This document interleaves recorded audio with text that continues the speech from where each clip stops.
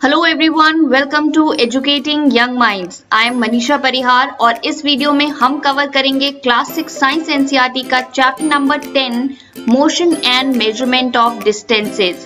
Chapter थोड़ा lengthy है, इसलिए इस चैप्टर को हम 3 पार्ट्स में कवर करेंगे। ये पार्ट 1 है। आपको तीनों पार्ट्स देखने हैं ताकि आपके चैप्टर के सारे कॉन्सेप्ट्स क्लियर हो जाएं। ओके, ऐसा मत करिएगा कि आप एक ही पार्ट देखें और बाकी के पार्ट्स ना देखें। पूरे पार्ट्स देखिए और वीडियो को पूरा देखिए ताकि आपके सारे कॉन्सेप्ट्स क्लियर हो जाएं।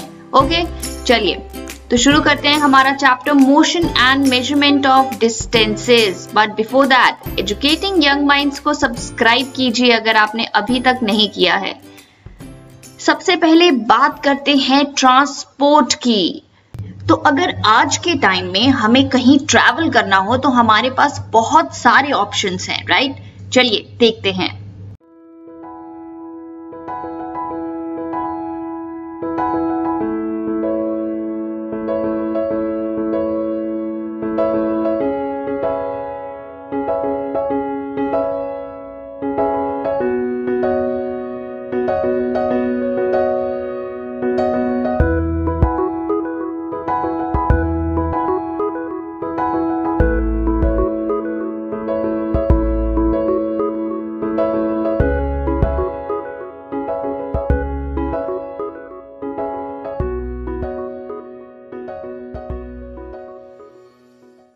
तो हमने देखा कि अगर हमें ट्रैवल करना हो, एक जगह से दूसरी जगह जाना हो, तो हमारे पास इतने सारे ऑप्शंस हैं। हम कार से जा सकते हैं, बाइक से जा सकते हैं, स्कूटर से जा सकते हैं, ऑटो रिक्शा कर सकते हैं।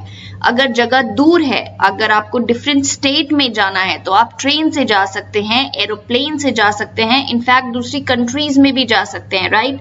फ्लाइट से। इसी तरह से अगर आप कोस्टल एरियाज में ट्रैवल कर रहे हैं तो हमारे पास बोट्स हैं, शिप्स हैं, इतने सारे ऑप्शंस हैं। हमारा ट्रांसपोर्टेशन सिस्टम इतना वेल डेवलप्ड है कि आज आप कहीं भी जा सकते हैं, राइट? इनफैक्ट अब हम आउटर स्पेस में भी जाते हैं।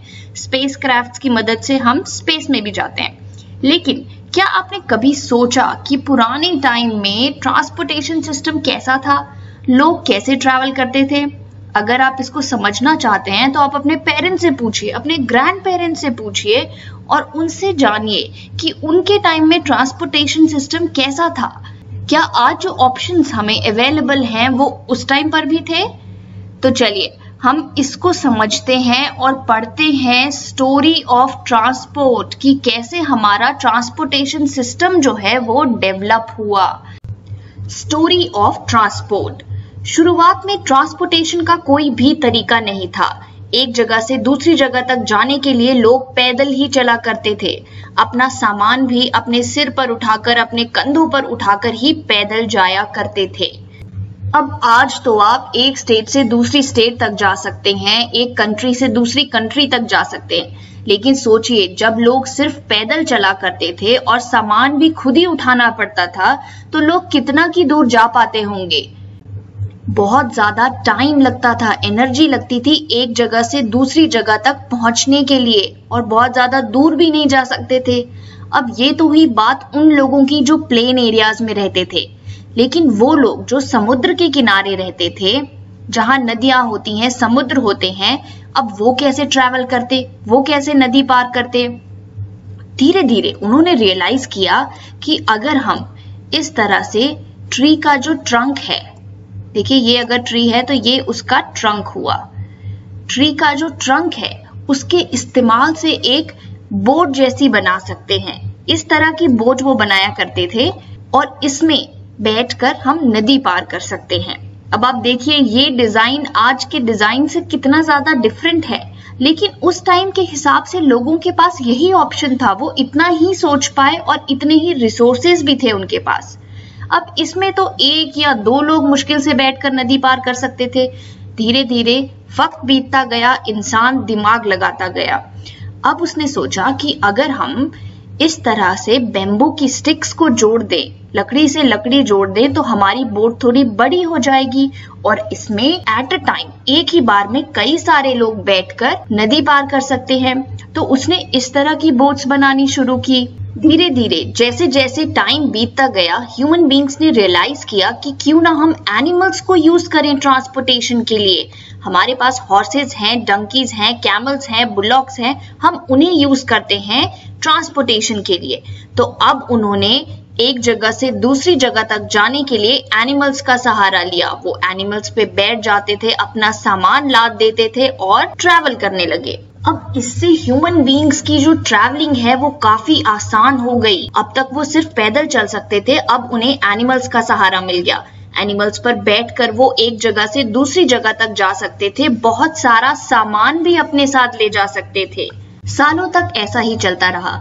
फिर हुई ट्रांसपोर्टेशन की दुनिया में एक major invention, wheel was invented. Wheel was invented in 3500 BC, यानी कि लगभग 5500 साल पहले व्हील की इन्वेंशन हुई।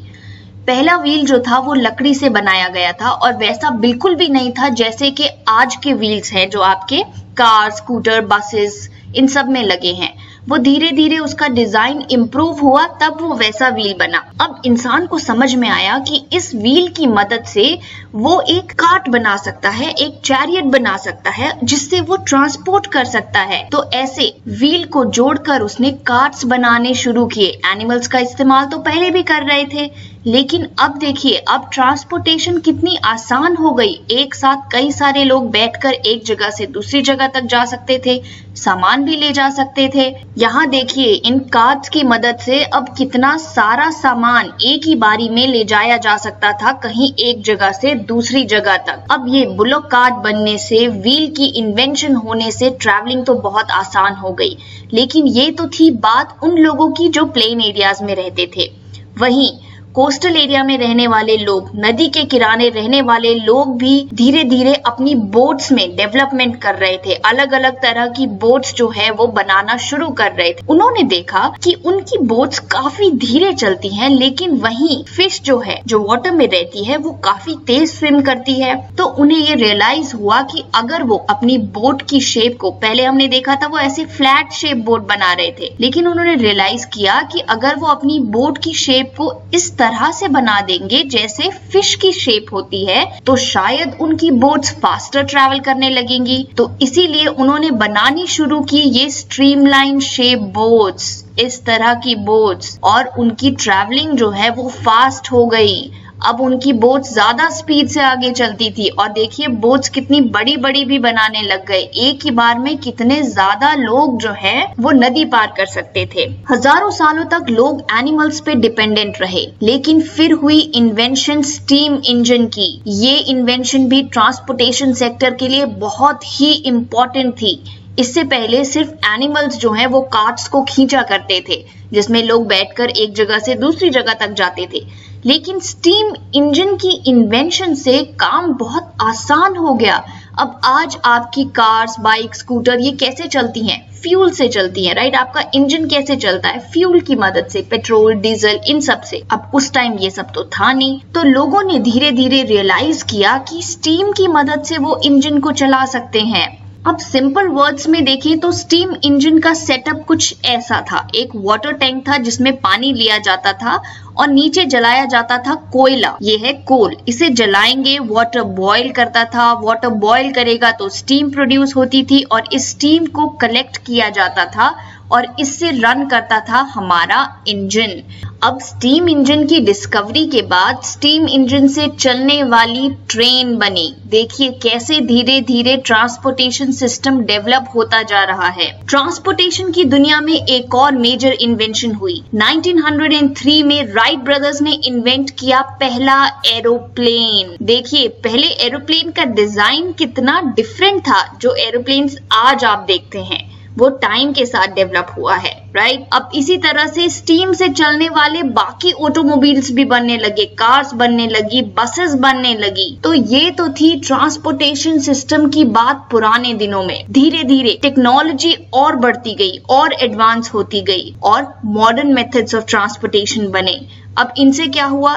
ट्रैवल टाइम जहां बहुत दिन लग जाया करते थे, अब कुछ घंटे लगते हैं। ट्रैवल टाइम डिक्रीज हो गया। अब हम लॉन्ग डिस्टेंस ट्रैवल भी कर सकते हैं। एक शहर से दूसरे दूसरे शहर, एक स्टेट से दूसरे स्टेट, एक कंट्री से दूसरी कंट्री कुछ घंटों में पहुंच सकते हैं, राइट। सिमिलरली बहुत ज्यादा अमाउंट में जो है सामान एक जगह से दूसरी जगह तक ले जाया जा सकता है। चलिए तो अब बात करते हैं आज के टाइम की, प्रेजेंट टाइम की, कि आज हमारे पास क्या क्या ऑप्शंस हैं, कैसे कैसे हम ट्रैवल कर सकते हैं, कितना ज्यादा एडवांस हो गया है हमारा ट्रांसपोर्टेशन सिस्टम। आज भी अगर आप देखें तो रिमोट एरियाज में, गांव में, विलेजेस में, इवन शहर में भी कहीं कहीं एनिमल्स का इस्तेमाल अभी भी किया जाता है सामान को ढोने के लिए। आप देखते होंगे कभी कभी आपके जो सब्जी वाले होते हैं, फ्रूट्स वाले होते हैं, वो भी जो है बुलोक कार्ट का इस्तेमाल करते हैं सब्जी बेचने के लिए, लेकिन अब ये इस्तेमाल बहुत ही कम किया जाता है एज कम्पेयर टू पुराना जमाना। आज अगर आपको ट्रैवल करना हो, कहीं शॉर्ट डिस्टेंस में जाना हो, तो आपके पास इतनी स्टाइलिश बाइसिकल्स हैं, स्कूटर्स हैं, बाइक्स हैं, स्कूटी है, डिफरेंट डिजाइन्स की, डिफरेंट फीचर्स की, इतनी एडवांस सिस्टम वाली कार्स हैं। और अब हमारे पास स्टीम पावर्ड व्हीकल्स नहीं है।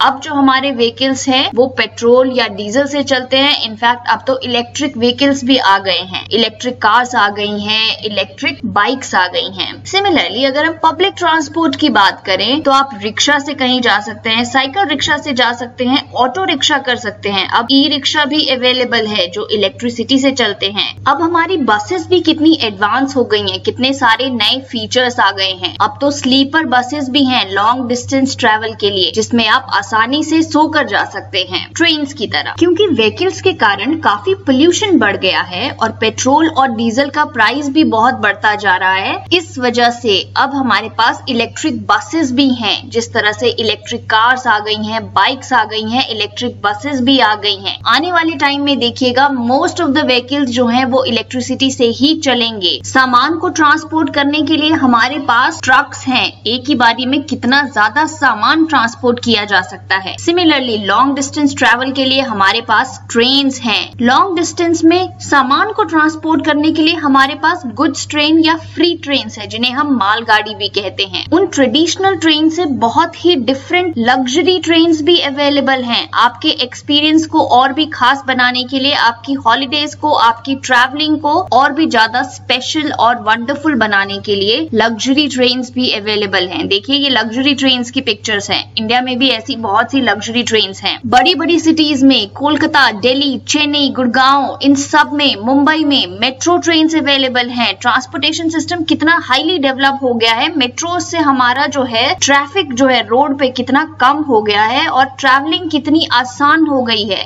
अब आपको मुझे बताना है कि which is the first city in India to have a metro train. कौन सी सिटी थी जिसमें सबसे पहले मेट्रो ट्रेन आई इंडिया में? कमेंट सेक्शन में लिखकर बताइए। सिमिलरली बुलेट ट्रेन अवेलेबल है अराउंड द वर्ल्ड। इंडिया में अभी तक नहीं आई है, बहुत ही जल्दी 2-3 सालों में होपफुली आ जाएगी। पहली बुलेट ट्रेन जो चलेगी अहमदाबाद टू मुंबई, स्पीड होगी 320 किलोमीटर पर आवर, और जहां अहमदाबाद टू मुंबई ट्रैवल करने में पहले लगा करते थे 8 आवर्स, अप्रोक्सीमेटली 7 to 8 आवर्स, अब लगेंगे सिर्फ 3 आवर्स। तो आप देख रहे हैं किस तरह से हमारा ट्रांसपोर्टेशन सिस्टम बेटर से बेटर होता जा रहा है। सिमिलरली हम एरोप्लेन्स में ट्रैवल कर सकते हैं। एरोप्लेन्स के डिजाइन्स और फीचर्स भी बहुत डेवलप हो चुके हैं। इससे रोड्स में ट्रैफिक नहीं होता। आप आसानी से बहुत ही जल्दी एक स्टेट से दूसरे स्टेट जा सकते हैं, एक कंट्री से दूसरी कंट्री जा सकते हैं। हेलीकॉप्टर्स अवेलेबल हैं। इसी तरह से हिली एरियाज में हमारे पास इस तरह की केबल कार्स हैं जिनको हम ट्रॉलीज भी कहते हैं। अगर आपने वैष्णो देवी ट्रैवल किया है तो वहां आपने ये ट्रॉलीज जरूर देखी होंगी। जहां टफ टेरेन्स हैं, जहां पर कोई और ट्रांसपोर्टेशन सिस्टम काम नहीं करता, तो एक पहाड़ी से दूसरी पहाड़ी पर जाने के लिए केबल कार्स का इस्तेमाल किया जाता है। वाटर में ट्रैवल करने के लिए मोटराइज शिप्स हैं, बोट्स हैं, इतनी बड़ी बड़ी शिप्स हैं, इतने एडवांस फीचर्स के साथ कि एक ही बारी में हजारों लोग ट्रैवल कर सकते हैं। इनफैक्ट आउटर स्पेस में जाने के लिए स्पेस क्राफ्ट भी हैं। हम अर्थ से बाहर दूसरे प्लैनेट्स में जा रहे हैं, मून पे जा रहे हैं,